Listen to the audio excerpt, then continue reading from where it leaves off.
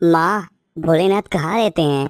वैसे तो भोलेनाथ कण-कण में विराजमान हैं, लेकिन भोलेनाथ कैलाश पर्वत पर रहते हैं। माँ, तो चलो ना, हम भी कैलाश पर्वत चलते हैं भोलेनाथ से मिलने। बेटा, शिवरात्रि आने वाली है, तो भोलेनाथ हमारे मंदिर में आएंगे, तब तुम उनसे वहाँ मिल लेना। ठीक है माँ, मैं उनके लिए ढेर सारे खिलौने भी लेके चलूंगा। अच्छा ठीक है बेटा, दे देना। लाओ अपने खिलौने दे दो, मैं रख देती हूँ। नहीं, मैं खुद रख दूंगा।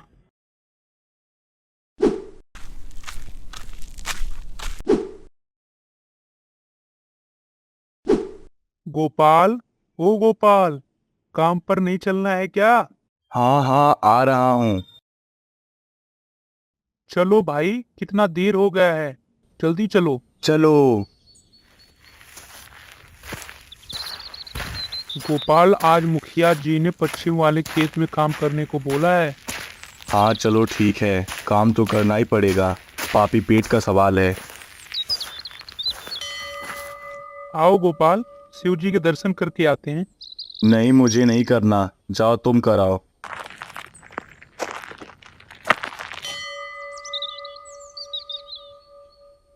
माँ, महाशिवरात्रि कब है?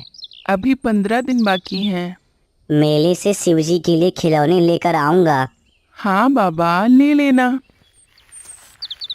अरे आराम से, गिर जाओगे गोपाल। रुको गोपाल। गोपाल, गोपाल, गोपाल, हाँ। कहाँ ध्यान है भाई? जब से पुकार रहा हूँ तुम्हें, चलना नहीं है क्या? हाँ हाँ चलो, तुम्हारा इंतजार कर रहा हूँ, देर हो गई है। दोनों मुखिया के घर जाते हैं। गोपाल घर के बाहर ही रुकता है और माधव से कहता है कि जाओ माधव, तुम ही आज का काम पता कर लो, क्या काम करना है। तुम भी चलो, तुम यहाँ क्या करोगे? नहीं यार, तुम जाओ, मुखिया जी अभी खाना खा रहे होंगे और सुबह सुबह उन्हें मांस मछली खाना चाहिए होता है, वो सब देखकर अजीब सा महसूस होता है। ठीक है। माधव मुखिया जी के पास जाता है। मुखिया जी खाने की टेबल पर बैठकर खाने का इंतजार करते हैं। आओ माधव आओ, बैठो, खाना खाओगे? नहीं मुखिया जी, हम खाना खा के आए हैं। नौकर खाना लेकर आता है। क्या माधव, गोपाल दरवाजे के बाहर ही खड़ा है क्या? हाँ मुखिया जी, वो बाहर ही खड़ा है। अरे भाई, चिकन तो लाओ।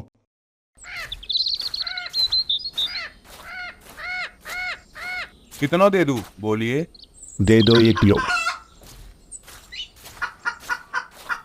माँ, आज हम भी चिकन खा लें क्या? नहीं, बिल्कुल नहीं। माँ, लेकिन सब लोग खाते हैं। सब लोग नहीं, कुछ लोग ही खाते हैं, अपनी जीभ के स्वाद के लिए। और बहुत से लोग हमारे जैसे शुद्ध भोजन ही खाते हैं। जैसा भोजन वैसा मन। अगर हम खाएंगे तो क्या होगा? भोलेनाथ नाराज हो जाएंगे, उन्हें बहुत बुरा लगेगा कि उनके बनाए जीवन को हम लोग मार कर खा रहे हैं। तुमने देखा है ना कि हर भगवान के साथ कोई न कोई जानवर होता है।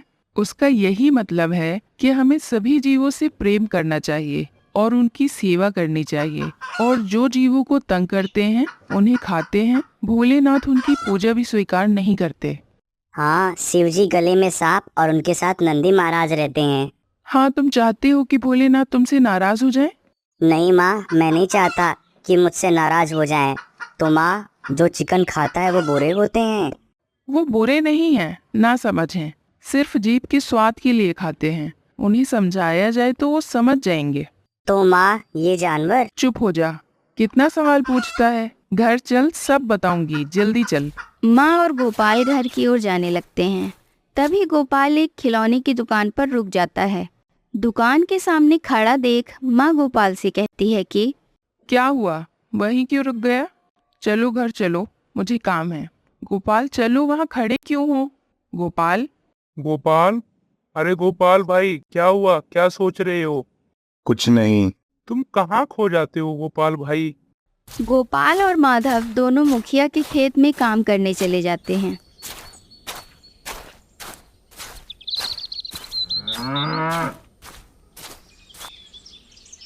मुखिया अपने मुनीम के साथ खेतों में आता है। मुनीम से कहता है कि मुनीम जी, सभी कर्मचारियों को तनख्वाह दे दो। सभी कर्मचारी लाइन लगाकर अपनी तनख्वाह लेते हैं। गोपाल, तुम्हारे 10,350 रुपये हुए हैं। जी मुनीम जी। माधव, तुम्हारी 5 दिन की छुट्टी काटकर 8,625 रुपए हुए। हाँ ठीक है मुनीम जी।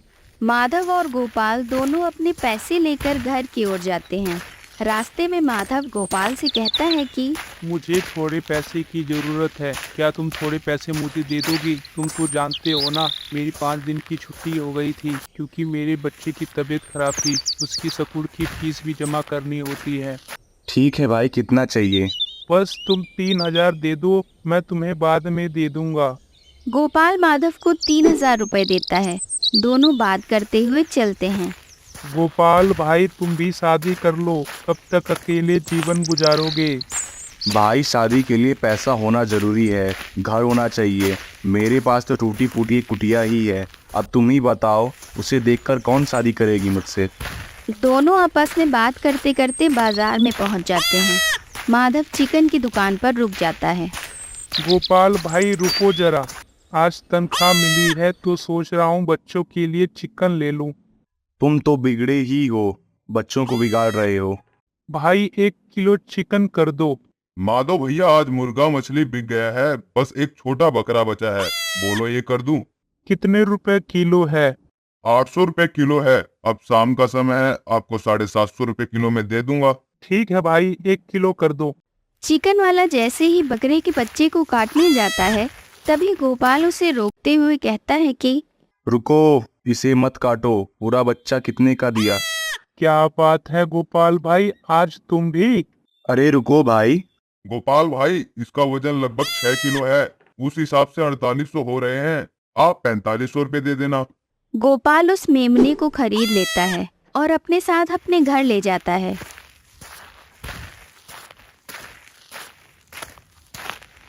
आज से ये घर तुम्हारा है। आज से तुम्हारा नाम भोला है और तुम यहाँ आराम से रहो।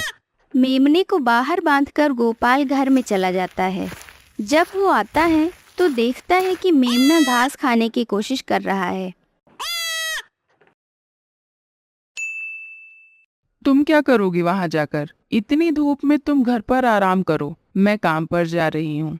मुखिया के बगीचे में घास बहुत उग गई है, उन्हें साफ करने के लिए बोला है। तुम अपना ख्याल रखना और वक्त पर खाना खा लेना। ठीक है माँ। बगीचे में बैठकर गोपाल की माँ घास काटने लगती है। तभी अचानक से सांप आता है और उसे काट लेता है और वो वहीं पर मूर्छित हो जाती है। कुछ समय बाद लोग उसके पास आते हैं और उसे गांव के वैद्य जी के पास ले जाते हैं, पर बहुत देर हो चुकी होती है और गोपाल की माँ का देहांत हो गया। गोपाल की माँ के शरीर को घर ले जाया जाता है और उसे देख गोपाल रोने लगता है और पूछता है कि क्या हुआ माँ, कुछ बोलो ना। उसे रोता देख मुखिया उसके पास आते हैं और कहते हैं, गोपाल बेटा, शांत हो जाओ, मत रो। चाचा, मेरी माँ को क्या हुआ, वोट क्यों नहीं रही है? बेटा, तुम्हारी माँ को सांप ने काट लिया और उनका देहांत हो गया है। वह भगवान के पास चली गई हैं। अब वो कब आएगी? नहीं बेटा, अब वो कभी नहीं आएगी। छोटा गोपाल मुखिया की तरफ कुछ सोचते हुए देखता है, फिर अपनी माँ की तरफ बस देखता रहता है, लेकिन कुछ नहीं कहता। तभी मुखिया जी कहते हैं, चलो चलो भाई, इनका अंतिम संस्कार भी करना है। लोग अंतिम संस्कार के लिए ले जाते हैं। वहाँ से आते वक्त छोटा गोपाल भागकर शिव जी के मंदिर में जाता है और वहाँ शिव जी की मूर्ति के आगे जाके कहता है कि तुम्हारे सांप ने मेरी माँ को काट लिया है और वो मुझसे दूर हो गई। आप बहुत बुरे हो। अब मैं तुमसे बात नहीं करूँगा और ना ही तुमसे मिलने आऊँगा। ये कहकर वह घर की तरफ जाने लगता है। उसके घर मुखिया और बाकी लोग खड़े रहते हैं। गोपाल को देख मुखिया कहते हैं कि बेटा, अब तुम हमारे साथ ही रहना, वहीं पर खाना पीना और खेलना। नहीं, मुझे कहीं नहीं जाना, मैं अपने घर ही रहूँगा। ये कहकर गोपाल अपने घर चला जाता है। मुनीम जी, गोपाल के लिए खाना पीना का रोज का इंतजाम कर देना। जी मालिक, हो जाएगा। सभी लोग अपने अपने घर जाने लगते हैं। शाम होती है। गोपाल मेमने के लिए घास लेकर आता है और उसे दे देता है।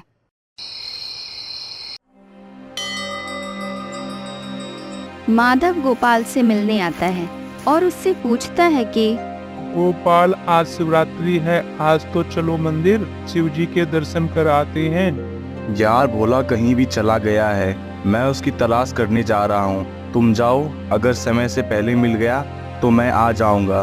ठीक है, पर मंदिर जरूर आना। यह कहकर माधव चला जाता है। गोपाल बकरी की तलाश में इधर उधर भटकता है तो रास्ते में एक इंसान मिलता है। उससे पूछने पर वो जंगल की ओर इशारा करता है। गोपाल मेमने के पीछे जंगल में जाता है। तभी उसे एक मंदिर दिखाई देता है तो उस दिशा में जाता है और देखता है कि एक पुजारी मेमने भोले को कुछ खिला रहे थे। तो वो वहाँ जाता है और बोलता है, अरे मेरे प्यारे भोला, तुम यहाँ पर हो। मैं तुम्हारे लिए कितना परेशान हो गया था, मैं कितना डर गया था कि कोई जंगली जानवर तुम्हें मार न दे। ये तो प्रकृति का नियम है बेटा। जिसकी मृत्यु लिखी है उसे बदला नहीं जा सकता, और जिसकी नहीं लिखी उसका काल भी कुछ नहीं कर सकता। ये आपका है बकरी का बच्चा। जी पुजारी जी, ये मेरा है, इसका नाम भोला है। भोला, वाह कितना प्यारा नाम है। आज शिवरात्रि है और भोला जी यहाँ आ गए। लेकिन पुजारी जी, इतने घने जंगल में एक मंदिर भी है, मुझे आज पता चला। आप यहाँ अकेले हो, आपको डर नहीं लगता? यहाँ तो कोई आता जाता भी नहीं है। किसने कहा तुम्हें? आओ तुम्हें कुछ दिखाता हूँ। पुजारी गोपाल को मंदिर ले जाते हैं, लेकिन गोपाल अंदर जाने से हिचकिचाता है और बाहर ही रुक जाता है। तो पुजारी गोपाल को देख कहते हैं कि क्या हुआ गोपाल बेटा, तुम अंदर क्यों नहीं आ रहे हो? आओ अंदर आओ। ये देखो बेटा, किसी भक्त ने सोने चांदी, किसी ने फल तो किसी ने ढेर सारा दूध भगवान शिव को चढ़ाया है। लेकिन मैंने किसी को भी यहाँ आते जाते नहीं देखा। जितने भी सच्चे भक्त जहाँ कहीं भी चढ़ावा चढ़ाते हैं वो यहाँ आ जाते हैं, और जो दिखावा करते हैं वो वहीं रह जाते हैं। लेकिन महादेव की महिमा ये ही जाने, किसी भी चढ़ावा को स्वीकार नहीं करते। वो क्यों पुजारी जी? 8 साल पहले शिवरात्रि के दिन में पूजा अर्चना करके शिव जी को भोग चढ़ाने गया। स्वीकार करिए प्रभु। नहीं पुत्र, मैं इसे स्वीकार नहीं कर सकता। क्या हुआ प्रभु, मुझसे कोई भूल हो गई? नहीं पुत्र, तुमसे कोई भूल नहीं हुई। मैंने तो एक भक्त को वचन दिया था कि सबसे पहले उसकी दिए हुए चढ़ावे को ही स्वीकार करूंगा, उसके बाद किसी और भक्त की। वो क्या चीज है प्रभु? क्या इनमें से कुछ नहीं? समय आने पर तुम्हें खुद पता चल जाएगा। बाबा, फिर इन भक्तों के द्वारा दी गई भेंट का क्या करें? जो करते आए हो, जिन्हें इनकी जरूरत है उन्हें दे दो। हर जीवों में मेरा वास है। लगता है आज भी वो भक्त चढ़ावा चढ़ाने नहीं आया है और मेरे शिव जी भूखे रह जाएंगे। ये तो बहुत आश्चर्यजनक बात है कि भोलेनाथ एक भक्त के लिए इतना इंतजार कर रहे हैं। अच्छा बाबा, मैं चलता हूँ। रुको बेटा, तुम ये ले जाओ। इसमें क्या है पुजारी जी? इसमें से तुम्हारे लिए कुछ धन है, इसे अपने साथ ले जाओ, तुम्हारे काम आएंगे। नहीं पुजारी जी, मैं नहीं ले सकता।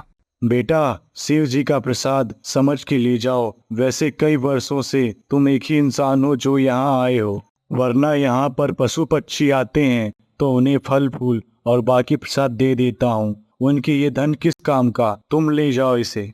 गोपाल पुजारी से वो थैला ले लेता है और उनका धन्यवाद करके अपने भोले मेमने के साथ अपने घर की ओर जाने लगता है। चलते चलते कुछ सोचता है।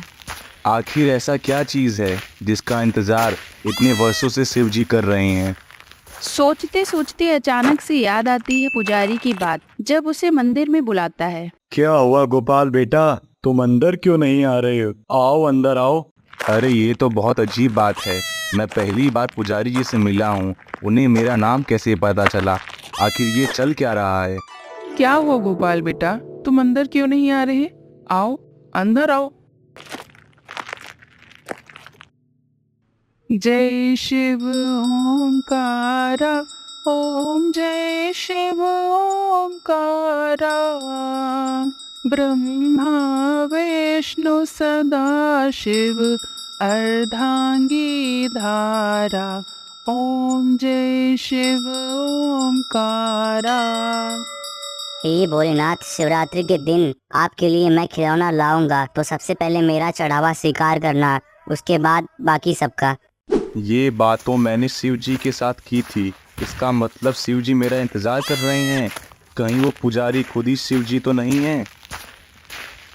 गोपाल को ये ज्ञात हो जाता है कि वो पुजारी ही शिव जी थे और हर शिवरात्रि को गोपाल के चढ़ावे का इंतजार कर रहे हैं। और वो जल्दी से घर जाता है और अपने मेमने को घर के बाहर बांधता है और बचपन के खिलौने को लेकर मंदिर जाता है। अरे देखो, आज गोपाल मंदिर आया है। ये तो कमाल हो गया। अपनी माँ की मृत्यु के बाद आज दर्शन करने आया है। हे प्रभु, मुझसे बहुत बड़ी भूल हो गई, मुझे क्षमा कर दीजिए। मैंने आपको इतना इंतजार कराया। सभी मिलकर शिव जी की खुशी खुशी पूजा करते हैं और अब गोपाल को शिव जी से कोई शिकायत नहीं रही। फिर खुशी खुशी पुजारी द्वारा दिए हुए धन से गोपाल अपना घर बना लेता है और अपना जीवन व्यापन करने लगता है।